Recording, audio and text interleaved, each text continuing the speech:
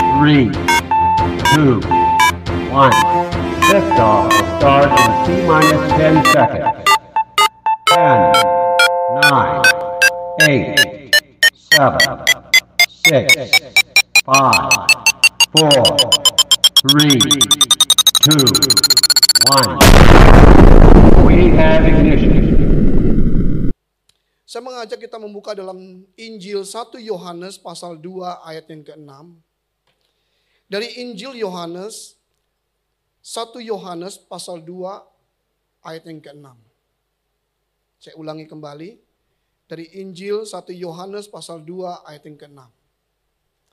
Barang siapa mengatakan bahwa ia ada di dalam dia, maksudnya Kristus, ia wajib hidup sama seperti Kristus telah hidup. Kata telah hidup di sini dari bahasa aslinya peripatio. Saya menerjemahkannya dengan sangat sederhana, artinya mengikuti jejaknya. Jadi barang siapa mengatakan aku di dalam Kristus, wajib hidup sama seperti Kristus telah hidup. Kita mengikuti. Mengikuti jejaknya, mengikuti teladannya. Kekristenan yang sejati. Kekristenan yang sejati sepatutnya hidup seturut apa yang dipercayainya. Setuju Bapak Ibu? Kita percaya kepada Tuhan Yesus Kristus. Artinya kita mempercayai Dia sepenuh hati, segenap hidup. Jadi tidak boleh main-main menjadi orang Kristen. Ayat ini dengan tegas mengatakan barang siapa mengatakan, tentunya dengan mulutnya, dengan hatinya percaya Dia Tuhan Yesus Kristus sebagai Tuhan dan Juru Selamat, kita harus mengikuti jejaknya, mengikuti teladannya. Apa yang pernah Dia lakukan 2000 tahun yang lalu itu tertulis di Alkitab. Alkitab berisikan kebenaran firman Tuhan. Jadi kita harus membacanya, dan ketika kita membacanya, kita minta Roh Kudus menuntun hidup kita dan kita melakukan kebenaran-kebenaran di dalamnya. Tidak bisa tidak boleh tawar-menawar. Tidak bisa. Kalau kita flashback mundur ke zaman ketika para rasul hidup mengikuti Yesus. Dipanggil Matius. Dipanggil Yakobus. Dipanggil semua murid-murid yang diangkat menjadi rasul dan menjadi murid untuk mengikuti Yesus. Mereka gak tawar-menawar loh. Yesus, fee-nya apa? Kalau bahasa kita ekonomi, fee-nya apa? Ada fee-nya dong. Oh iya, ada sesuatu yang bisa membuat kita yakin untuk mengikut Dia. Kalau sekarang ini kan banyak bisnismen atau bisnis girl yang menawarkan tawaran-tawaran yang menarik, investasi, betul? Ada keuntungannya dong, betul nggak? Kalau kita menginvestasikan 1 rupiah, apa keuntungannya? Bisa 5 rupiah, bisa 10 rupiah. Waktu murid-murid itu dipanggil untuk mengikut Yesus, fee-nya apa Tuhan? Imbalannya apa? Kalau dulu mungkin ada mobil BMW sudah hadir pada waktu itu, apakah murid-murid Yesus minta itu? Kalau zaman itu ada iPhone 14, apakah mereka minta itu? Sebagai imbalan, Tuhan aku minta rumah, aku minta handphone, aku minta tablet, aku minta TV yang 50 inch. Aku minta rumah yang bertingkat. Aku minta ini, minta itu, dan sebidang tanah, mungkin sesuatu yang sangat menarik. Itu banyak ditawarkan dalam dunia bisnis. Di dalam dunia yang saat ini sedang kita nikmati. Tak heran kita beli 1 get 2, betul? Beli 1 dapat 2. Ada bonusnya. Senang sekali. Kalau bisa bonusnya 3. Ya, buy 1 get 3. Orang berbondong-bondong. biasanya harganya 100%, ini jadi 25%. Antriannya panjang. Saya pernah melewati, ini antrian apa ya? Enggak pernah seperti ini, jadi macet total. Begitu sampai di ujung, oh ini toh yang ditunggu-tunggu, yang diantri-antri. Manusiawi.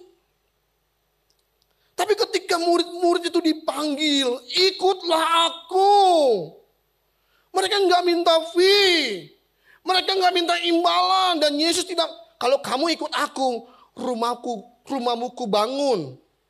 Kalau kau ikut aku berikan kendaraan. Mungkin keledai pada waktu zaman itu, mungkin kuda, beberapa ekor, lembu sapi, dan fasilitas-fasilitas kehidupan. Nanti di kerajaanku engkau akan menjadi panglima mungkin, atau perdana menteri. Tidak dijanjikan, ikutlah aku. Pikul salib, sugon. Pikul salib. Makanya ketika murid-murid berdebat dan ada ibu-ibu di situ mengatakan, ini anakku, nanti ketika engkau datang berikan dia posisi. Oh, salah mengerti. Salah mengerti. Kekristenan bukan seperti itu. Kita percaya dalam keberagamaan kita. Ada sesuatu yang sangat menarik di sini. Yaitu ketika kita menjadi percaya kepada Kristus, kita pasti masuk surga. Amin. Belum tentu Bapak Ibu Saudara. Ketika kita percaya kepada Yesus, kita harus menghidupi kebenaran itu. Kita harus menyangkal diri, kita harus mengikut Yesus, memikul salibnya. Kita menanggalkan keegoan kita, kemanusiaan kita yang secara lahiriah ini penuh dengan hawa nafsu. Firman Tuhan juga berkata apa? Masuk melalui pintu yang kecil. Bukan pintu yang besar. Pintu yang kecil. Itu diumpamakan ketika mereka masuk gerbang itu, mereka harus menunduk. Sangat kecil. Sampai-sampai onta mesti dilepaskan. Perangkat-perangkat bawaannya didorong untuk bisa masuk. Karena gerbang yang besar sudah ditutup. Itu diumpamakan seperti itu. Dan keberagaman kita saat ini sudah tercemar dengan filosofi-filosofi dunia. Dengan doktrin yang sudah ada, beredar, yang sudah ada dan kita mendengar dari sekian banyak pembicara menyampaikan. Tapi sore hari ini saya menyampaikan kebenaran apa yang Injil katakan. Ikutlah aku. Tidak mungkin mengikut aku Yesus. Dia mesti mengurusi sesuatu yang hal-hal yang duniawi. Setuju Bapak Ibu? Tidak mungkin. Karena ada harga yang mahal harus dibayar. Mahal. Kalau kondisi saat ini kita nyaman dengan AC, dengan ruangan yang full sound system, dengan media yang ada, ini tidak salah.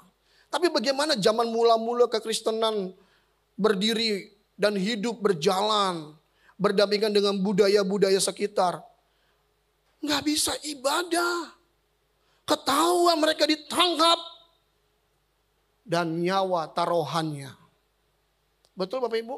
Nanti Bapak Ibu boleh googling. Kekristenan yang dulu dengan yang sekarang ini begitu sangat riskan. Signifikan, berbeda, jauh. Kita mengalami kenyamanan-kenyamanan dalam kekristenan. Kekinian, yang postmodern. Ini juga berbicara buat saya Bapak Ibu. Jangan sampai saya menjadi arogan dan merasa memiliki surga dan pasti masuk surga. Saya sedang berjuang. Tadi lagunya loh. Yang terakhir apa tuh? Ku berjuang sampai akhirnya. Waduh, kok bisa tepat ya? Ini perjuangan kita yang tidak ringan. Tidak ringan. Baru ada udun. Nah, udun itu maksudnya bisul di kepala. Sudah mengeluh. Padahal tiap hari dia makan telur, dia bisa udun lah. Tiap hari dia begadang, ia bisa darah tinggi lah. Tiap hari makan yang berlemak-lemak, ia bisa kolesterol lah. Pola hiduplah yang sehat, maka kita tidak akan mempersulit Tuhan. Loh, kalimatnya begitu ya. Tidak mempersulit Tuhan, artinya apa? Jangan sebentar-sebentar Tuhan dibawa-bawa untuk mengikutsertakan kebutuhan kita. Loh, dia kan maha kuasa. Betul, jangan mempersulit Tuhan. Itu udun, itu mah bukan urusan Tuhan. Kolesterol bukan urusan Tuhan. Tuhan itu luar biasa, amin. Itu bukan urusan Tuhan. Itu bisa diobati, itu bisa dihindari dengan tanggung jawab cara hidup kita, pola hidup kita. Betul gak? Terlampau rendah Tuhan ngurusin udun. Bisul maksudnya. Darah tinggi, kolesterol, asam urat. Sudah tahu ada asam urat. Kacang terus disikat. Ya kan? Siapa yang doain kacang? Ah, itu dia. Enak kan?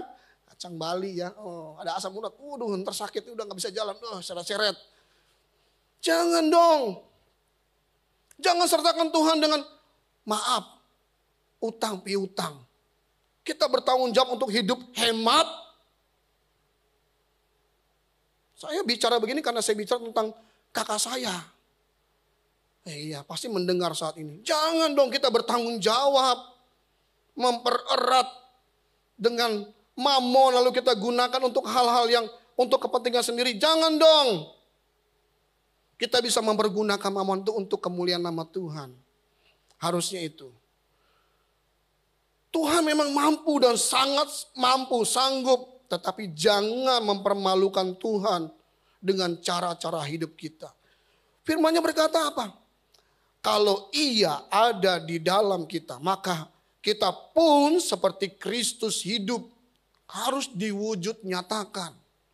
Peripatio, saya terjemahkan dengan sederhana. Mengikuti jejaknya. So simple. Mengikuti jejaknya. Kalau guru mengajar atau dosen mengajar, kita mengikuti apa yang dikatakan, betul nggak? Ya kan? Yang diarahkan kita mengikuti. Ini guru agung loh, Yesus Kristus loh, Tuhan dan Juru Selamat kita. Harusnya kita menanggalkan keegoan kita menurut pengertian secara lahiriah. Kita nggak bisa mempertimbangkan, oh ini Tuhan, ini baik Tuhan menurut caraku. Jangan, kita harus menurut caranya Tuhan. Banyak kekristenan yang palsu yang diajarkan pada saat ini. Kekristenan yang palsu dengan nasihat-nasihat seperti seorang motivator, penasehat hukum. Ini kekristenan yang merosot nilainya.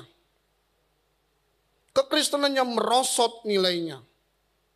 Mengapa? Karena kalau dia Kristen artinya dia mengikut Kristus. Dan itu mutlak untuk mengikuti pribadinya. Amin. Mengikuti pribadinya. Kita nggak boleh tawar-menawar. Saya mengerti bahwa agama itu membuat orang semakin bijak. Setuju ya? Agama itu membuat kita semakin santun. Agama bisa membuat kita semakin beretika. Atau bahkan nampak suci dan saleh. Tetapi belum tentu seperti Kristus. Karena agama-agama dunia atau kepercayaan yang lain juga bisa lebih dari yang kita dengar dan kita mau lakukan. Bisa lebih. Bisa lebih.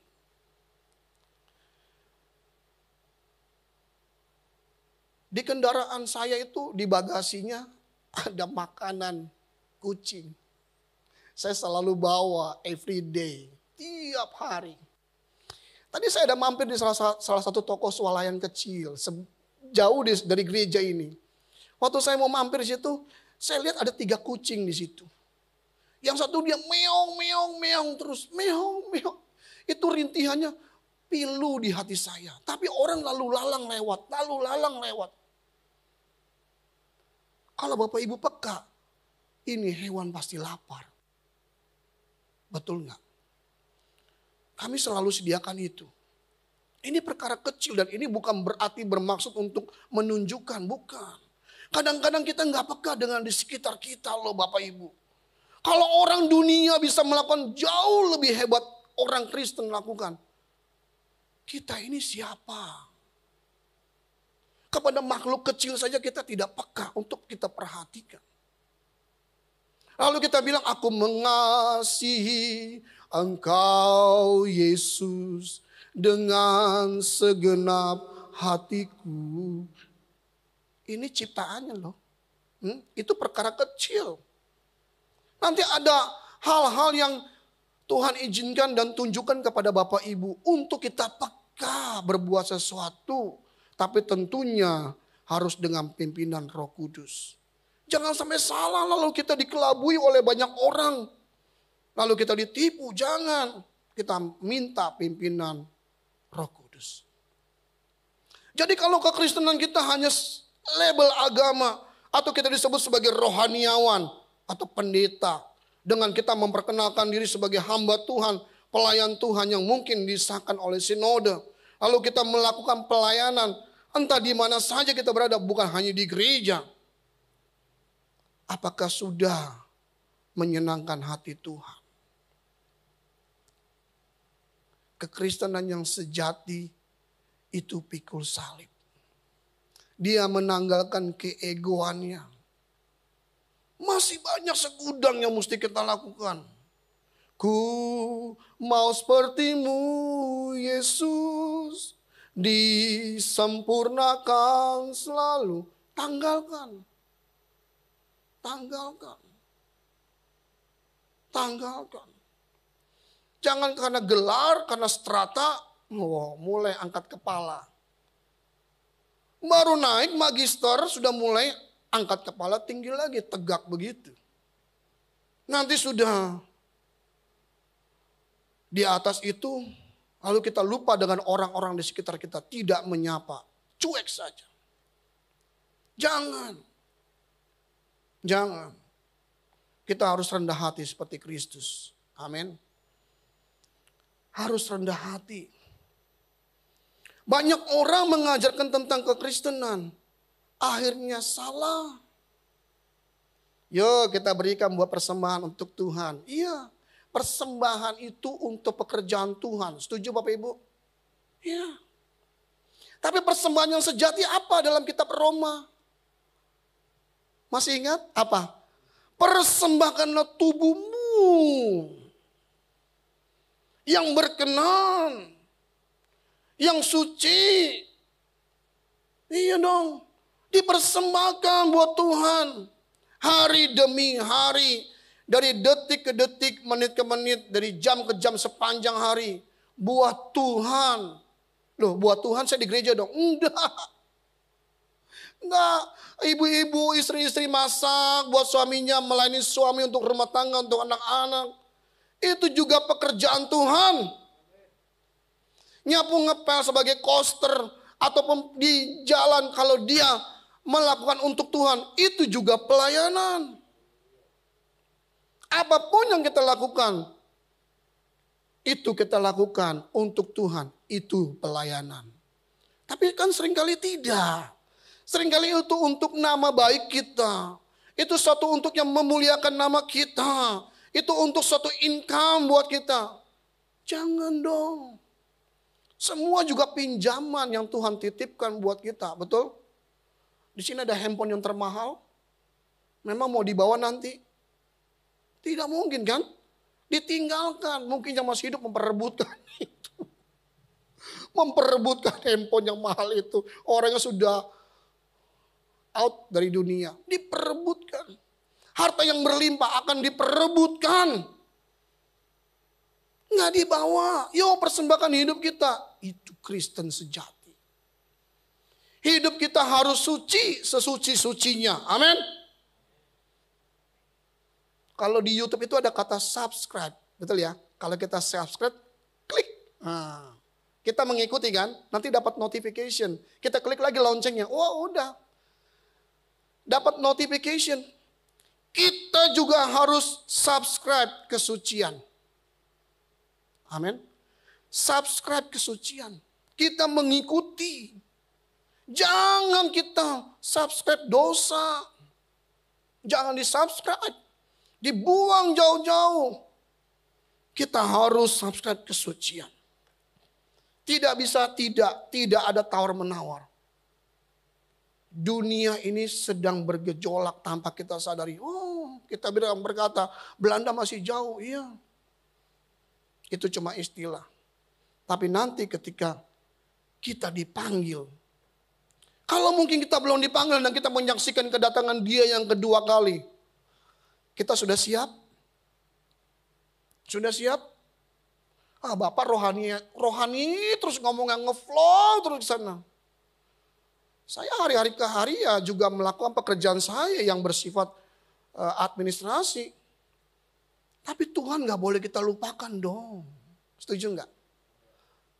Setiap hari, day by day, setiap menit Tuhan ada di hidup kita. Bapak Ibu kan pegang handphone kan, pasti setiap 5 menit lihat. 10 menit lihat lagi, notifikasi apa yang bunyi nih? Ting ting, lihat. Tang tang, lihat lagi. Breng breng, lihat lagi. Entah macam-macam bunyinya. Kita mesti melihat signal itu. Wah, nah mulai turun signalnya. Sama dong, signal kita juga mesti naik dong kepada Tuhan. Tunjukkan. Harusnya makananku itu melakukan kehendak Bapa dan menyelesaikan pekerjaannya. Ini mutlak. Pekerjaan Tuhan apa? Banyak. Kita harus tanya sama Dia, si pemberi pekerjaan itu. Tuhan, aku mau buat apa untukmu menyenangkan hatimu? Setuju enggak? Tanya dong. Tanya. Jangan tanya pendeta. Tanya sama Tuhan langsung melalui doa kita. Tuhan, apa yang harus ku perbuat? Kan tiap kali kita begitu orang Kristen, kebanyakan orang Kristennya. Minta, Tuhan tolong aku. Ya, entah apa sajalah. Entah rumah kontrakan, entah bayaran anak-anak, entah kendaraan, entah kebutuhan banyak macam. Tapi pernah gak kita berdoa, Tuhan apa yang harus aku perbuat untuk menyenangkan hatimu? Harusnya itu kita minta. Dan jangan pernah minta lagi sesuatu apapun. Pasti otomatis diberikan. Kenapa? Karena kita anak-anaknya. Betul enggak? Mana ada anak-anak di rumah Bapak Ibu enggak ada makanan di meja? Enggak mungkin. Mama sibuk sekali sih, enggak mungkin. Sesibuk-sibuknya sudah ada. Mama sudah pesen tuh, udah GoSend, udah GoFood. Disediakan. Kita loh anak-anak Allah. Tapi kita mesti tanya apa Tuhan yang harus aku lakukan untuk menyenangkan Engkau. Nah kita banyak meminta. Lebih banyak meminta daripada kita memberi untuk menyenangkan hati Tuhan. Makanya jangan salah, nanti ketika terjadi demikian. Matius pasal 7 ayat 21 sampai 23. Injil Matius pasal 7 ayat 21 sampai 23. Bukan setiap orang yang berseru kepadaku Tuhan, Tuhan akan masuk ke dalam kerajaan surga. Melainkan dia yang melakukan kehendak Bapakku yang di surga. Pada hari terakhir,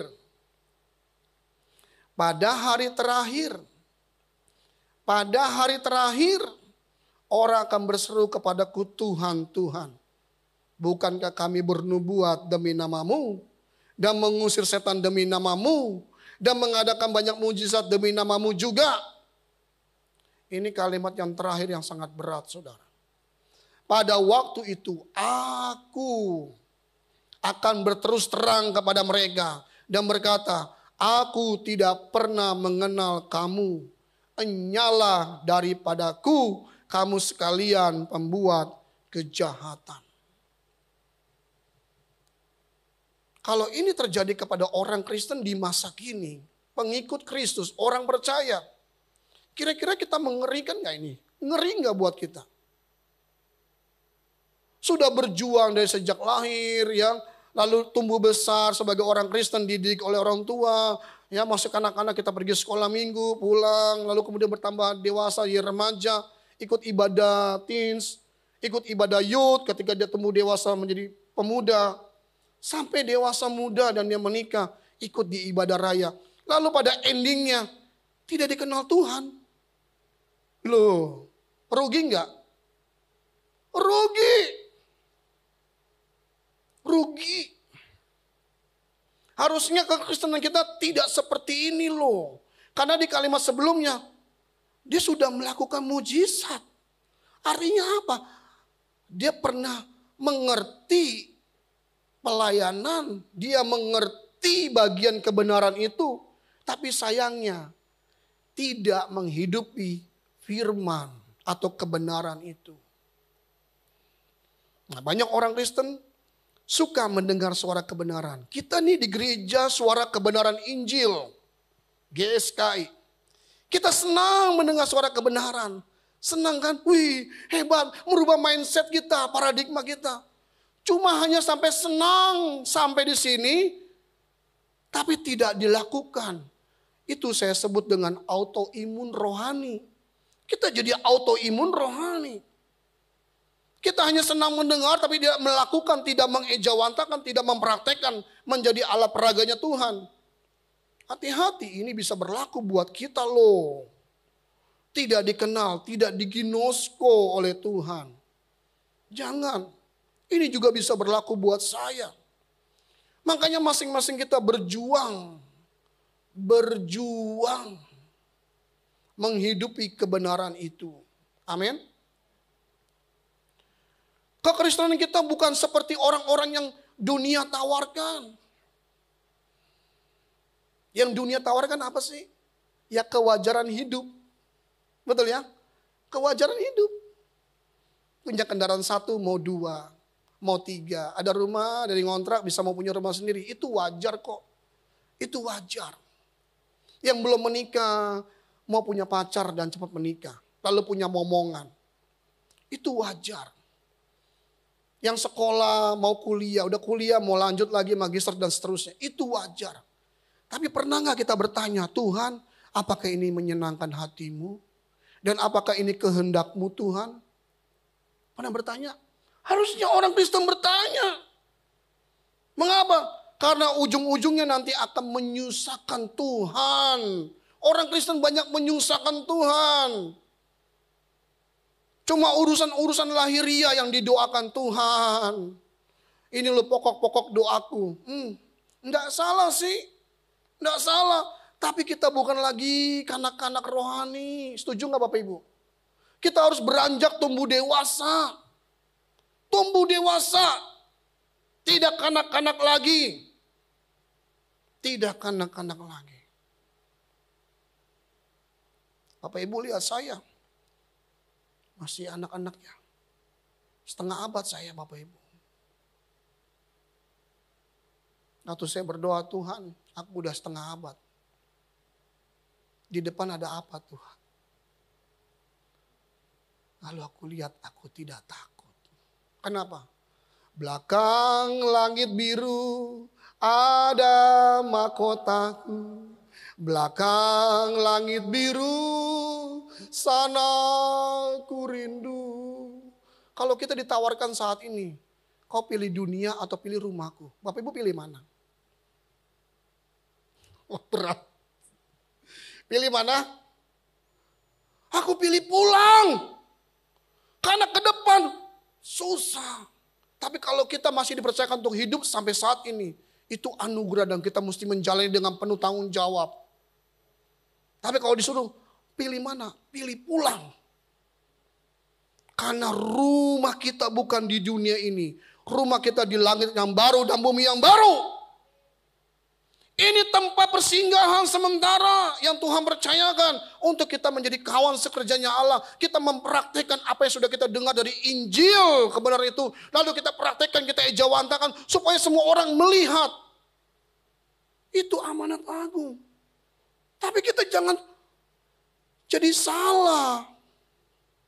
Banyak yang bukan Kristen sejati. Tidak kembali kepada standarnya Allah. Harus tanya dong. Tuhan apa yang kau mau untuk aku lakukan.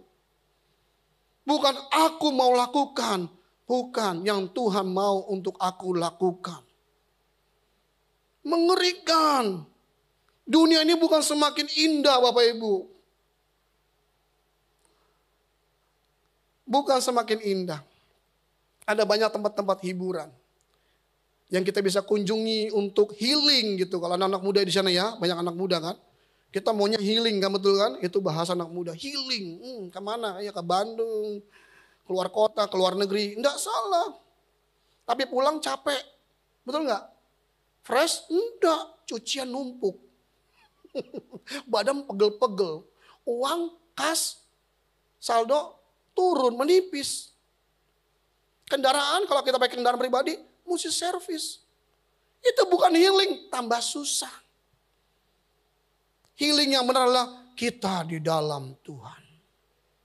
Bukan berarti hiburan, enggak. Nanti kalau kita sering waktu bertambah dewasa, bukan hanya secara biologis usia, tapi bertambah dewasa dalam Dia.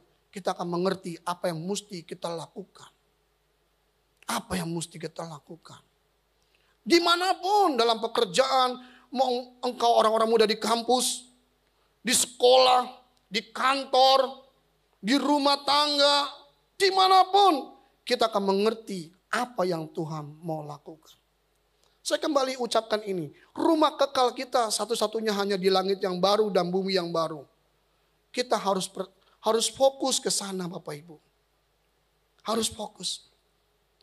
Nah gereja kan banyak menawarkan bukan fokusnya ke sana.